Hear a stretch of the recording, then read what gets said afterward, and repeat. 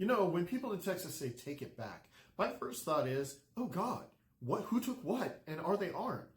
But let's talk about this seriously for a minute because yes, Texas needs to take something back. And no, I don't mean the Alamo. I mean basic sanity, autonomy, and maybe a government that doesn't treat women like temporary custodians of their own bodies. See, here's the thing. The state has more oil than Saudi Arabia, more pride than Napoleon on stilts, and yet somehow less respect for women's rights than a 15th century monastery. Now, before the red hats start throwing Bibles and the blue hats start throwing hashtags, let me make one thing clear. Both parties helped to drive this jalopy into the ditch. The Republicans, they're too busy banning books, burning bridges, and telling women that their uterus is now the property of the state. Congratulations, you're basically a walking Airbnb for embryos. And the Democrats, they show up to the abortion rights fight like it's a brunch. Oh no, they overturned Roe. Well, we wrote a strongly worded tweet about it. Bold strategy, Cotton. Let me know how that works out for you.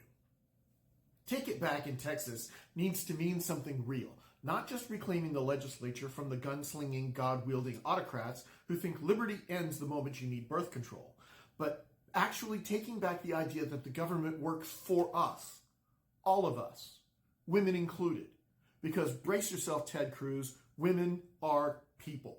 I know, shocking. This isn't about right or left. It's about who gets to decide what happens inside a woman's body. Spoiler alert, it shouldn't be Greg Abbott, a man who couldn't find a clitoris on Google Maps with a search warrant. We need to take back the courts from political hacks. Take back the schools from culture warriors who are terrified that your daughter might learn the word consent. Take back healthcare from the lobbyists who think women's health starts and ends with fertility clinics owned by megachurch donors. And no, I don't want the government to step in and fix everything. I'm a libertarian. I don't trust those people to fix a damn vending machine. But I do believe government shouldn't actively be making things worse, like forcing a 10-year-old rape victim to carry a pregnancy to term because some guy in Austin thinks his Bible trumps her trauma.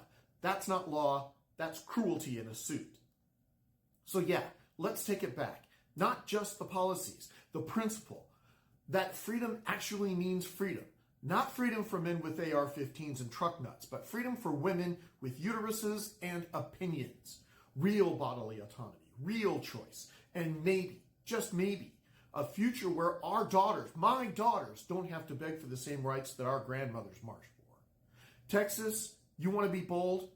Be bold enough to give women their power back. Otherwise, the only thing we're really taking back is history, and not in a good way.